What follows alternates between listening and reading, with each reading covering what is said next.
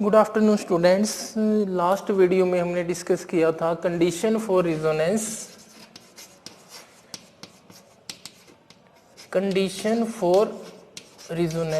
हमने condition for resonance discuss कर रहे थे। कुछ कंडीशंस हमने डिस्कस कर ली थी।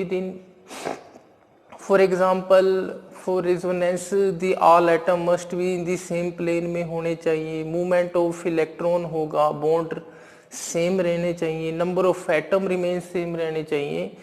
आफ्टर दैट एक हमने डिस्कस किया था पॉइंट रिजोनेंस की कंडीशन के लिए कि जो हमारे पास number of valence electron should be same. Number of valence electron क्या होने चाहिए? वो सेम होने चाहिए। उसके अंदर नंबर ऑफ वैलेंसी चेंज नहीं होनी चाहिए किसी भी एटम की। द नेक्स्ट कंडीशन है हमारे पास ऑल द कंट्रीब्यूटिंग स्ट्रक्चर्स, जो भी कंट्रीब्यूटिंग स्ट्रक्चर हैं they should have same energy. Next condition है हमारे पास ये for resonance, the contributing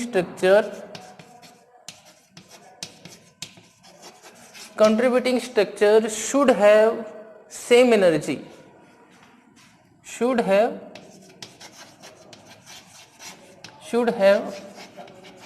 same energy, उनकी एनर्जी सेम होनी चाहिए। ठीक है। इफ द नेक्स्ट है, if the contributing structure different in energy and stability, different in energy and stability,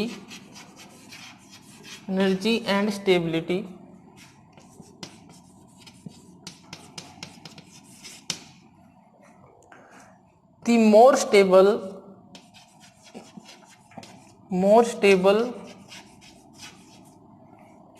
contributing structure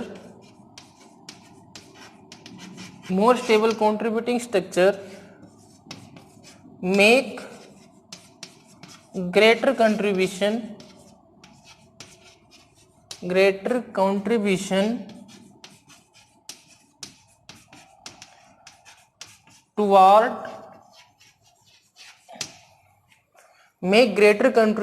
toward resonance hybrid।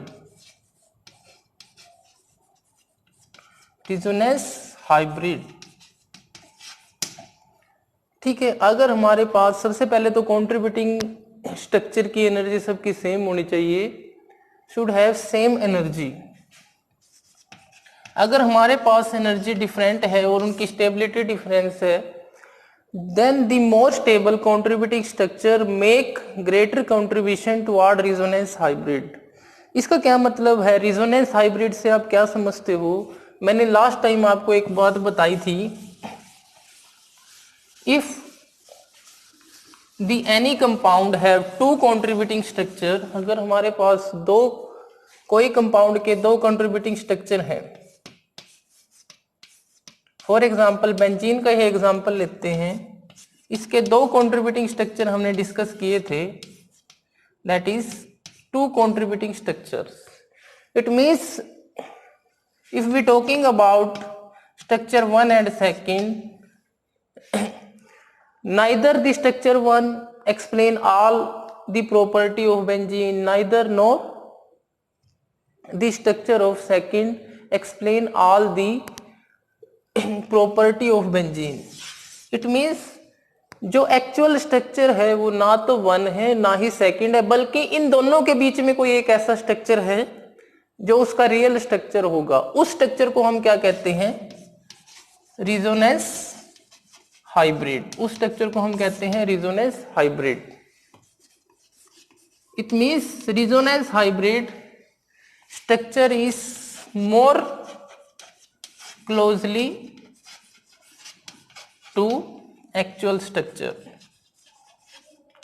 जो रिजोनेंस हाइब्रिड होता है वो मोर क्लोजली होता है एक्चुअल स्ट्रक्चर के, लेकिन एक्चुअल स्ट्रक्चर हम पता भी नहीं होता कई बार, तो हम रिजोनेंस हाइब्रिड को ही एक्चुअल स्ट्रक्चर मान लेते हैं। इट मींस अगर हमारे पास एक से ज्यादा कंट्रीब्यूटिंग स्ट्रक्चर है किसी कंपाउंड के और उनकी एनर्जी और स्टेबिलिटी अलग अलग है, तो more stable structure makes greater contribution toward resonance hybrid in determine the relative stability. अगर आपने किसी कंट्रीब्यूटिंग स्ट्रक्चर की रिलेटिव स्टेबिलिटी डिटरमाइन करनी है तो सबसे पहले तो आपको पता होना चाहिए आप कैसे डिटरमाइन करोगे किसी कंट्रीब्यूटिंग स्ट्रक्चर की। हमारे पास बहुत सारे कंट्रीब्यूटिंग स्ट्रक्चर हैं, उनकी आप स्टेबिलिटी कैसे एक्सप्लेन करोगे? रिलेटिव स्टेबिलिटी, रिलेटिव स्टेबिलिटी आप कैसे बताओगे कि भाई कौन सा कंट्रीब्यूटिंग स्ट्रक्चर ज्यादा स्टेबल है? अगर हमारे पास एक कंपाउंड के एक से ज्यादा कंट्रीब्यूटिंग स्ट्रक्चर हैं। फॉर एग्जांपल अगर मैं एग्जांपल ये लूं 1,3-ब्यूटाडाइईन, इसका स्ट्रक्चर एक तो ये है स्ट्रक्चर 1N, और दूसरा स्ट्रक्चर कंट्रीब्यूटिंग स्ट्रक्चर अगर हम लेते हैं CH double bond CH2 negative charge. हमारे पास दो स्ट्रक्चर हैं, दो कंट्रीब्यूटिंग स्ट्रक्चर हैं ब्यूटाडाइईन के। अब अगर आपको इन दोनों में से बताना हो कि भी कौन सा ज्यादा स्टेबल होगा, सबसे पहली बात तो जो हमारे पास पॉइंट है more the number of covalent bond,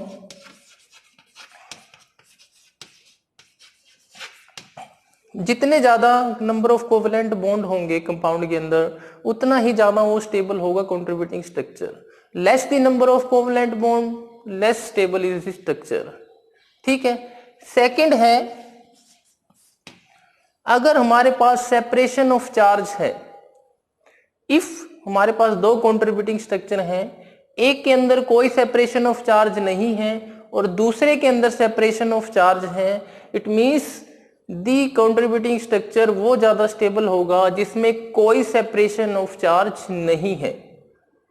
सबसे पहले तो जिसके अंदर नंबर ऑफ कोवलेंट बॉन्ड ज्यादा होंगे, अगर आप इसमें गिनो 2, 3, 4, 5, इसके अंदर 5 कोवलेंट बॉन्ड हैं, 1, 2, 3 एंड 4, इसके अंदर 4 हैं, तो number of covalent bond structure 1 के ज्यादा है।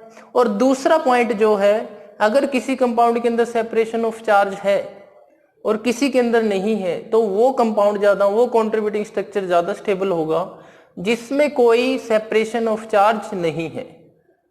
ओके। उसके बाद हमारे पास है थर्ड पॉइंट जो है हमारे पास, if the separation of charge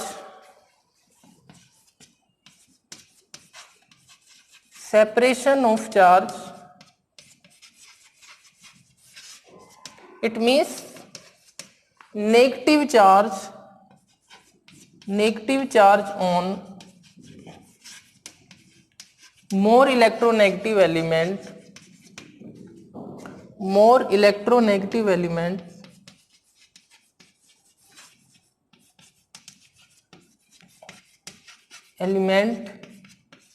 and positive charge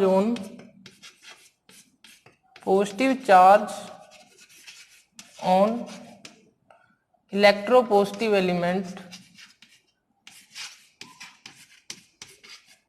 electropositive या फिर आप कह सकते हो लेस इलेक्ट्रोनेगेटिव,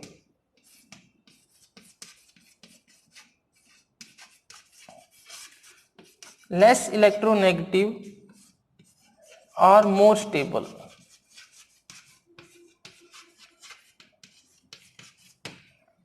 वो ज्यादा स्टेबल होगा। कैसे आप इसको कैसे समझोगे? फॉर एग्जांपल मैं एक स्ट्रक्चर लिख देता हूं। फॉर एग्जांपल हम कार्बोक्सिलिक एसिड का एक एग्जांपल लेते हैं। This is carboxylic acid. ये क्या है? कार्बोक्सिलिक एसिड है। जिसके अंदर सेपरेशन ऑफ चार्ज होगा वो कम स्टेबल होगा।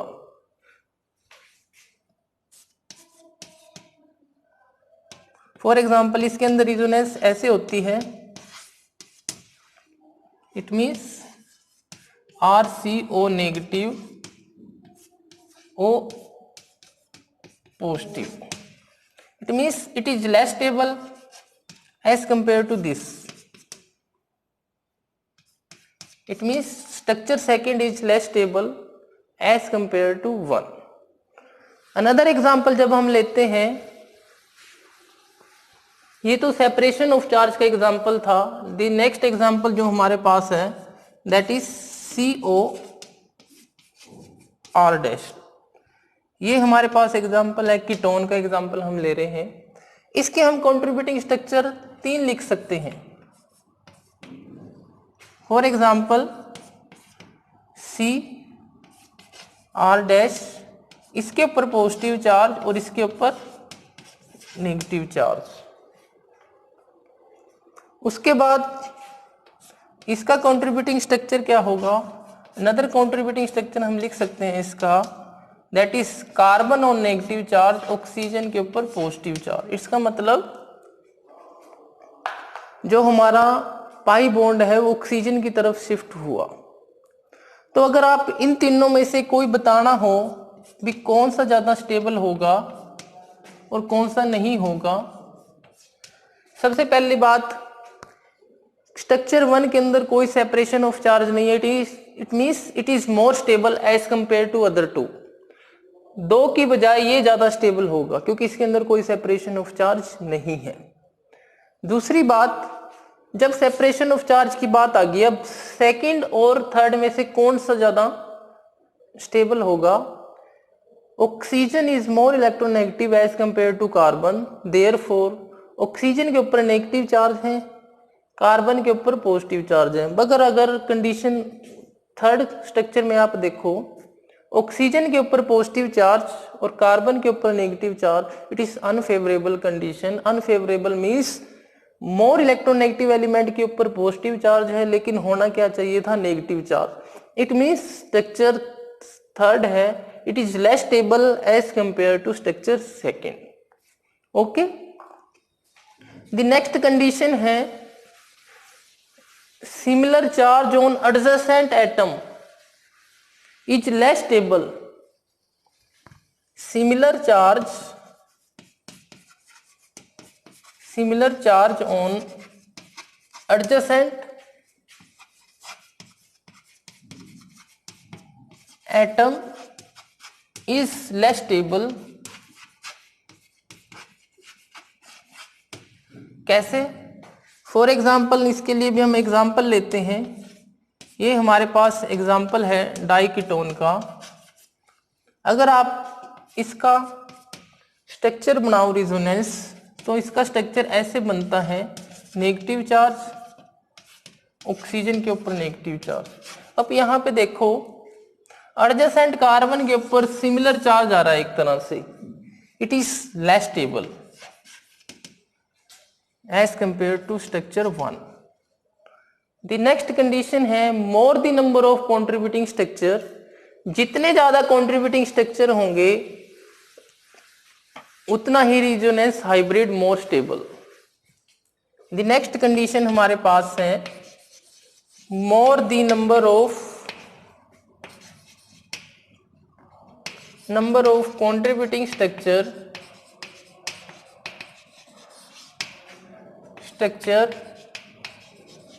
मोर स्टेबल इज रेजोनेंस हाइब्रिड.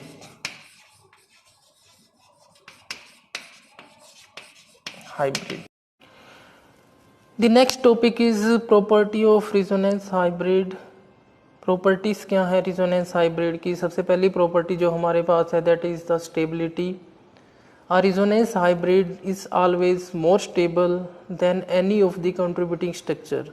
जो resonance hybrid होता है वो सबसे ज़्यादा स्टेबल होता है among the contributing structure. अगर हमने बहुत सारे नंबर ऑफ contributing structure किसी कंपाउंड के लिखे हैं, 2 स्ट्रक्चर लिखे हैं या 3 लिखे हैं या 4 लिखे हैं, जो रिजोनेंस हाइब्रिड होते हैं that are always more stable as compare to any of the contributing structure. जितने भी आपने लिखे हैं उन सब में से वो ज़्यादा स्टेबल होता है.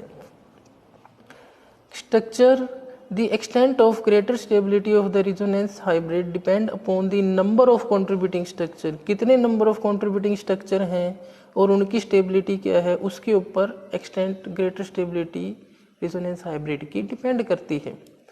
Second is resonance. It is measure of stabilization due to resonance. भाई कोई कंपाउंड resonance की वजह से कितना स्टेबल है उसको मेजर करता है. And may be defined age difference in the energy between energy of the resonance hybrid and it's most stable contributing structure. कोई कंपाउंड का कंट्रीब्यूटिंग स्ट्रक्चर सबसे ज़्यादा अगर हम किसी को कहते हैं स्टेबल है, उसका एनर्जी और रेजोनेंस हाइब्रिड का energy difference is known as resonance energy. जितनी ज़्यादा रेजोनेंस एनर्जी होगी उतना ही स्टेबल होगा resonance hybrid. The third property है जो बॉन्ड लेंथ. इन रेजोनेंस हाइब्रिड के अंदर बॉन्ड लेंथ डिफरेंट होती है दोज इन कंट्रीब्यूटिंग स्ट्रक्चर. जो बॉन्ड लेंथ होती है रेजोनेंस की that are different from contributing structure. For example अगर हम कार्बन डाइऑक्साइड के कंट्रीब्यूटिंग स्ट्रक्चर लिखते हैं 2 और 3 कितने भी हों, जो उसकी कार्बन ऑक्सीजन डबल बॉन्ड होगी लेंथ होती है दैट आर 122 पिकोमीटर.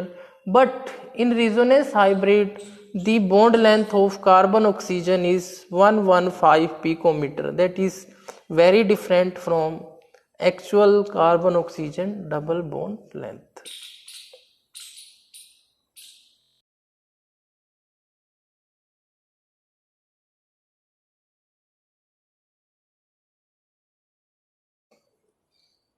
इसका क्या मतलब है? Permanent displacement of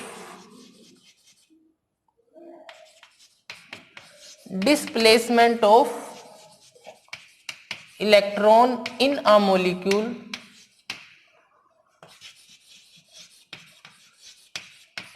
through resonance और मेसोमेरिज्म.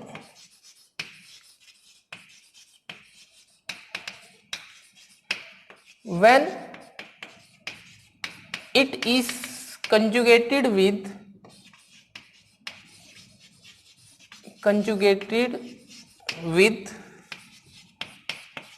double bond.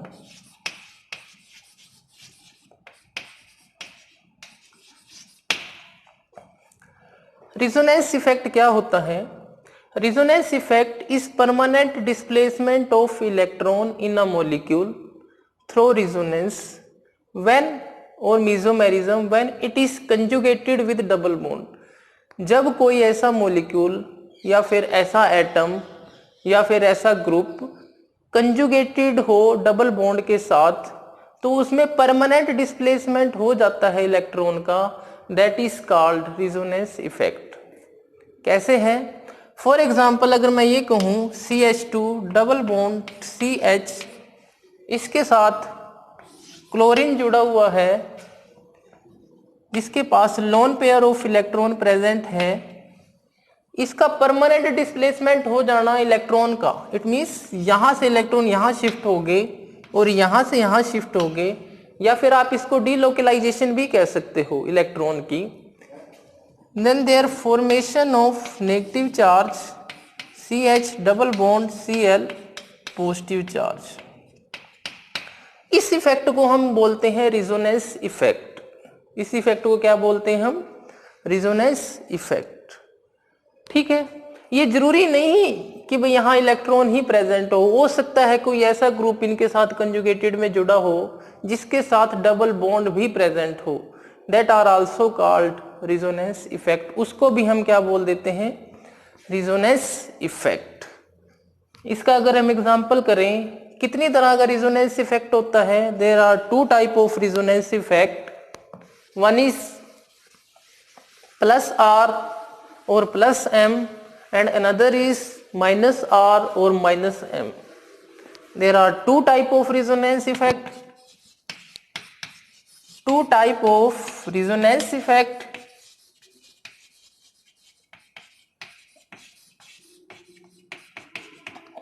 To type of resonance effect कौन से हैं? दैट आर प्लस आर और plus M effect and another is minus R और माइनस एम इफेक्ट। दो तरह के इफेक्ट होते हैं हमारे पास, प्लस आर माइनस आर। अब प्लस आर और माइनस आर का क्या मतलब है भाई, डबल बॉन्ड के साथ ऐसा कोई ग्रुप जुड़ा हो जो अपने lone pair of electron donate करता हो दूसरे को, that are called plus R effect. अगर वो लोन पेयर कोई एक ऐसा एटम कंजुगेटेड हो डबल बॉन्ड के साथ जो विड्रा करता है, अपनी तरफ इलेक्ट्रॉन को खींचता है, that are called minus R effect. इसका हम कैसे करेंगे एग्जांपल, फॉर एग्जांपल हमारे पास कोई भी मॉलिक्यूल है CH2 डबल बॉन्ड CH, एक हमने ग्रुप लिखा दैट आर विनाइल ग्रुप। अगर इसके साथ कोई एक ऐसा एटम जुड़ा हो या फिर ऐसा ग्रुप जुड़ा हो जो विड्रॉ करता है इलेक्ट्रॉन अपनी तरफ, that are called minus R effect. जो अपनी तरफ खींच ले, यानी कि लोन पेयर या फिर पाई बॉन्ड को अपनी तरफ खींच ले, that are called minus R effect. जो थ्रो रिजोनेंस इसको इलेक्ट्रॉन अपने डोनेट कर दे, that are called plus R effect. अब यहाँ माइनस आर इफेक्ट कैसे है, अब देखो यहाँ पे CO ग्रुप, इस इलेक्ट्रॉन विड्राविंग ग्रुप प्रेजेंट है, इलेक्ट्रॉन को विड्रा करता है अपनी तरफ, therefore it is called electron withdraw group. इसी की तरह CN भी हो सकता है, साइनाइड ग्रुप भी हो सकता है, कार्बोक्सिलिक ग्रुप भी हो सकता है, जो इलेक्ट्रॉन को अपनी तरफ विड्रा करते हैं and that show minus R effect. कैसे माइनस आर इफेक्ट, ये बॉन्ड यहाँ पे शिफ्ट होगा और ये यहाँ पे शिफ्ट होगा, that are effect is called minus R और माइनस एम इफेक्ट। इसका मतलब थ्रो रिजोनेंस के अपनी तरफ इलेक्ट्रॉन को खींचना is known as minus R effect, और थ्रो रिजोनेंस अपने इलेक्ट्रॉन एटम को देना, that are called plus R effect. अगर हम इसका एग्जांपल कोई लें प्लस आर इफेक्ट का, that is for example CH2CH, अगर इसके साथ कोई NHR जुड़ा हुआ है, nitrogen have lesser electronegativity as compare to oxygen, it donate their lone pair of electron to the atom and here their resonance is CH2 negative charge CH double bond NHR and that effect is called plus R effect। उसको हम क्या बोलते हैं, that is plus R effect। अगर अपनी तरफ electron को withdraw कर रहा है, that are called minus R effect। Minus R resonance और मीजोमेरिक इफेक्ट, उसको हम बोलते हैं रिजोनेंस और मीजोमेरिक इफेक्ट। अब एप्लीकेशंस क्या हैं, what are the applications of resonance effect. Application का क्या मतलब है, इसका क्या इफेक्ट पड़ता है मॉलिक्यूल के ऊपर, उसकी रिएक्टिविटी के ऊपर, उसकी स्टेबिलिटी के ऊपर, that are the applications of resonance effect.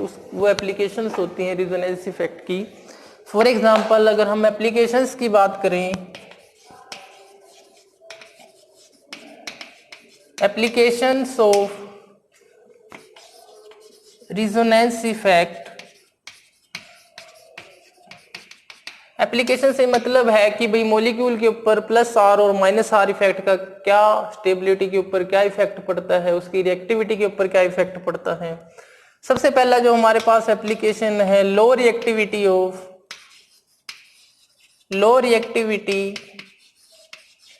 Of vinyl halide. Vinyl halides क्या होते हैं, सबसे पहले तो ये पता होना चाहिए। Vinyl halide CH2 double bond CH, this group is known as vinyl. इसके साथ अगर कोई हैलाइड जुड़ा हुआ है X में भी bromide, chloride, iodide, that are halogens. Low reactivity of vinyl halides, low reactivity का क्या मतलब है, टुवार्ड न्यूक्लियोफिलिक सब्स्टिट्यूशन रिएक्शन। एक वर्ड है यहाँ पे nucleophilic substitution reaction. low reactivity of vinyl halide toward nucleophilic substitution reaction.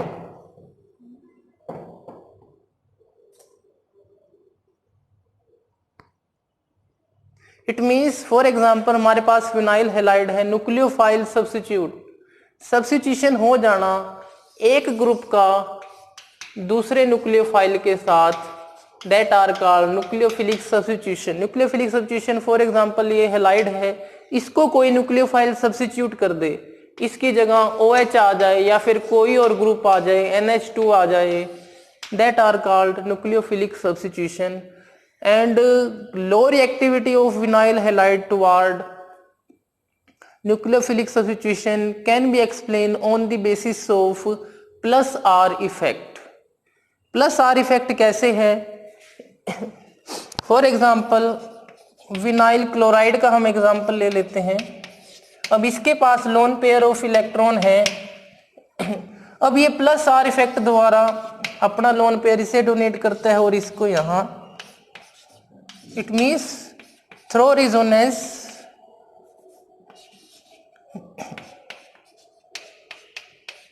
Cl positive.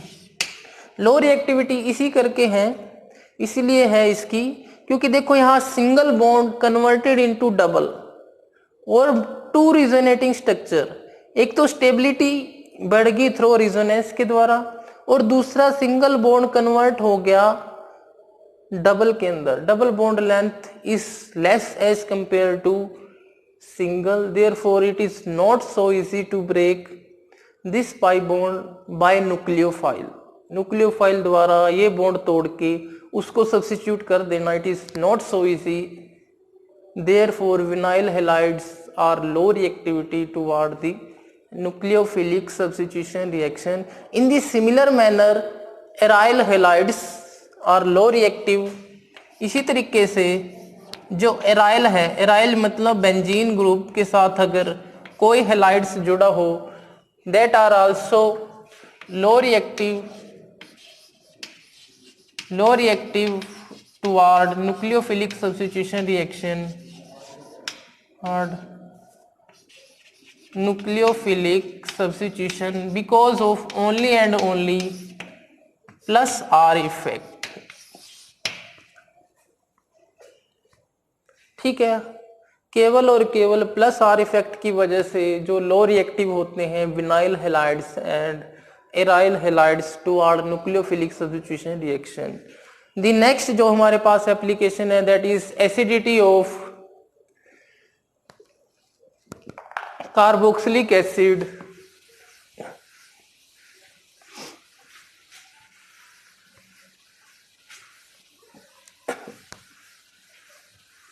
The next application is acidity of carboxylic acids.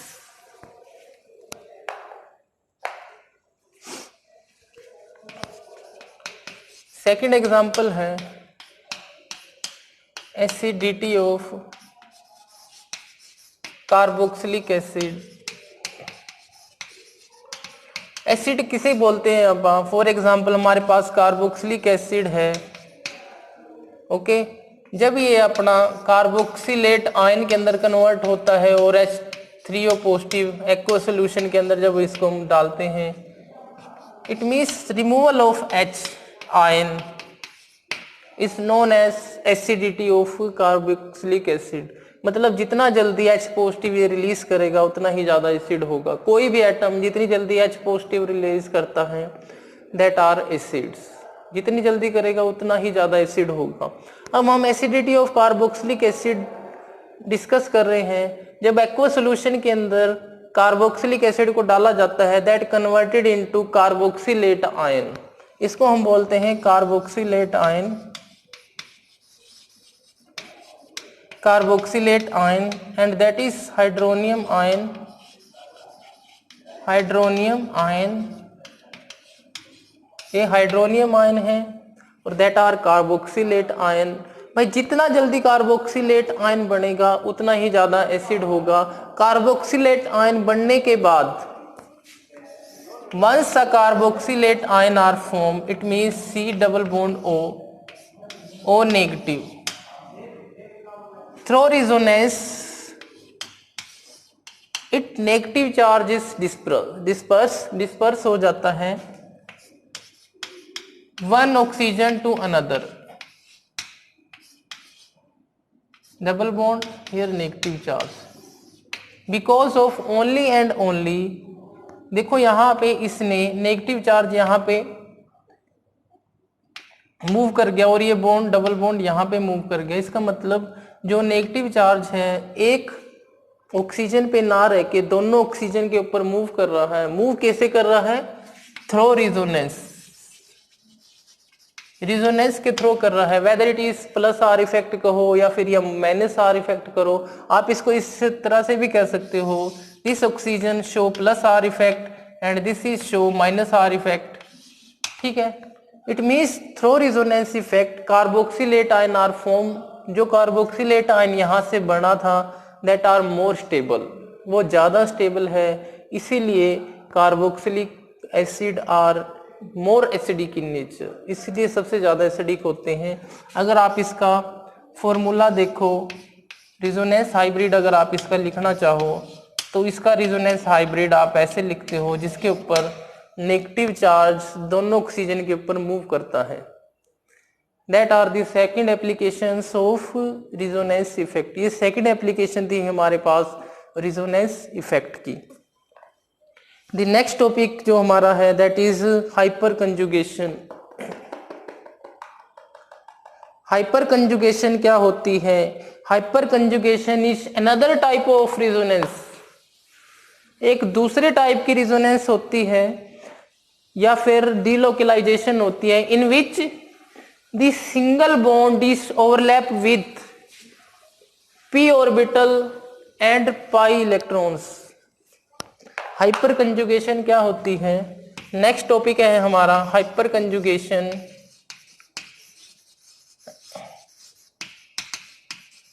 Hyper conjugation क्या होती है? It's another type of resonance, another type of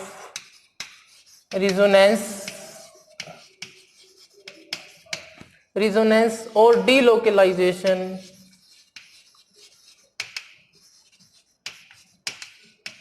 in which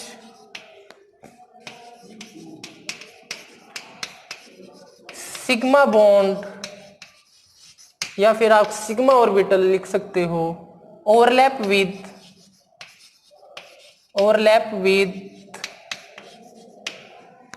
p orbital और pi electrons या pi bond. It is also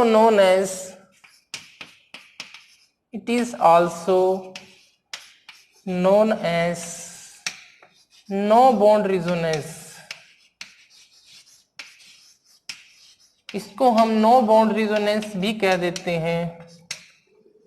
okay, what is hyperconjugation? Another type of resonance or delocalization in which the sigma bond or sigma orbital, आप दोनों use कर सकते हो word, overlap with p orbital of pi bond. जो sigma orbital है वो overlap करता है p ऑर्बिटल के साथ या फिर पाई बॉन्ड के साथ ओवरलैप करता है।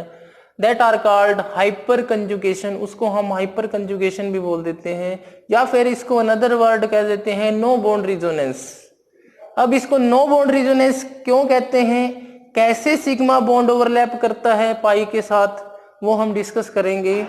फर्स्ट इसको हम एग्जांपल के थ्रू डिस्कस करते हैं।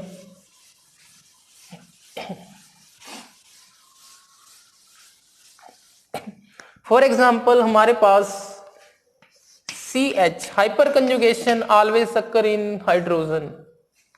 फॉर एग्जांपल हमारे पास ये ग्रुप है that are conjugated with double bond.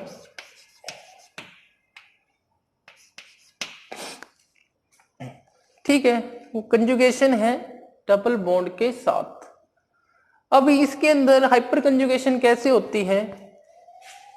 ये जो CH का बॉन्ड है ये यहां से यहां शिफ्ट होगा और ये यहां से यहां। तो क्या होता है, हाइपर कंजुगेशन में इट मीन्स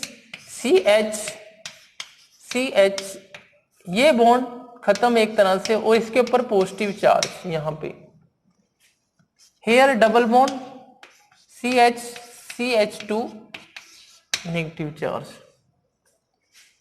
ठीक है, इसी तरीके से इस हाइड्रोजन से कंजुगेशन हो सकती है, सिमिलरली इस हाइड्रोजन से कंजुगेशन हो सकती थी। अब यहां देखो, ये तो सिग्मा बॉन्ड है, ये सिग्मा बॉन्ड है, लेकिन ये पाई है, इसके साथ कंजुगेशन रिजोनेंस इसका की है, इसलिए हम इसको क्या बोलते हैं, सिग्मा पाई ओवरलैपिंग।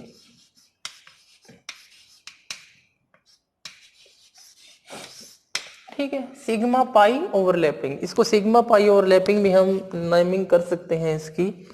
और इसको नो बॉन्ड रिजोनेंस क्यों कहते हैं? अब यहाँ पे आप देखो, अब इस कार्बन और इस हाइड्रोजन के बीच में कोई बॉन्ड नहीं है, लेकिन इसका मतलब ये भी नहीं है, ये इन बिटवीन ही मॉलिक्यूल की प्रक्रिया हो रही है, लेकिन इसका मतलब ये नहीं अब ये पूरी तरह से अलग है हाइड्रोजन कार्बन से, पूरी तरह से अलग भी नहीं है, और इन दोनों के बीच में एक्चुअल बॉन्ड भी नहीं है।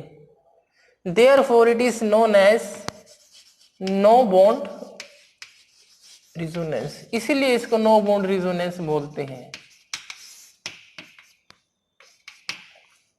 It means the overlapping between sigma orbital of hydrogen atom और pi bond of carbon carbon is known as hyperconjugation, या फिर आप कह सकते हो उसको sigma pi overlapping. Sigma pi overlapping भी आप इसको बोल सकते हो। और नो बॉन्ड रिजोनेंस इसको हम क्यों कहते हैं? Because of only and only if you see here in structure 1, अगर आप स्ट्रक्चर 1 के अंदर देखो, there is no actual bond between carbon and hydrogen. यहाँ पॉजिटिव चार्ज है हाइड्रोजन के ऊपर, लेकिन इनके बीच में कोई एक्चुअल बॉन्ड नहीं है। एक्चुअल बॉन्ड ना होने करके इसको नो बॉन्ड रिजोनेंस कहते हैं। लेकिन इसका मतलब ये भी नहीं है कि भाई हाइड्रोजन पूरी तरह से इससे अलग है, डिटैच है। डिटैच नहीं है, थोड़ा बहुत ही इसकी अटैचमेंट है, लेकिन एक्चुअल बॉन्ड नहीं है। Therefore it is known as no bond resonance. अगर आप इसका मॉलिक्यूलर ऑर्बिटल देखो, इसका डायग्राम, फॉर एग्जांपल 2 बॉन्ड है, ये कार्बन हाइड्रोजन के साथ बॉन्डिंग हो रही है, और ये कार्बन जो पाई ओवरलैपिंग है, that is pi bond overlapping. इन दोनों के बीच में always you know very well, pi bond is always form by sideway overlapping. Sideway हो रही है, it means above the plane overlapping, below the plane overlapping. In hyperconjugation CH sigma orbital या फिर sigma bonding overlap with this is called hyperconjugation. इसको हम बोलते हैं hyperconjugation, इसको हम बोलते हैं hyperconjugation. Okay, and no bond resonance. And अगर किसी मॉलिक्यूल के अंदर जितने ज्यादा हाइपर कंजुगेटिंग स्ट्रक्चर बनेंगे, वो उतना ही ज्यादा स्टेबल होता जाएगा। अब इसके अंदर आप देखो, डबल बॉन्ड के साथ डायरेक्टली जो कार्बन अटैच है, उसके पास 3 हाइड्रोजन है। इसका मतलब उसके 3 हाइपर कंजुगेटिंग स्ट्रक्चर बन सकते हैं। जितने ज्यादा हाइड्रोजन होंगे, जितने हाइड्रोजन उतनी ही ज्यादा हाइपर कंजुगेटिंग स्ट्रक्चर। इट मीन्स इसके 3 बन सकते हैं। कोई एक मॉलिक्यूल अगर मैं यहां लिख दूं CH3 डबल बॉन्ड CH2। अब यहां पे देखो, जो डबल बॉन्ड के साथ डायरेक्टली कार्बन है 1 और 2, 2 कार्बन डायरेक्टली अटैच हैं डबल बॉन्डेड कार्बन एटम के साथ, और उनके साथ 3 और 3 6 हाइड्रोजन एटम है। It means it shows 6 hyperconjugating structure. number of more the number of hyper conjugating structure, more stable is the compound और alkanes। जितने ज्यादा हाइपर कंजुगेटिंग स्ट्रक्चर होंगे, उतनी ही ज्यादा स्टेबिलिटी उस कंपाउंड की होगी। Okay, the rest will be discuss later on.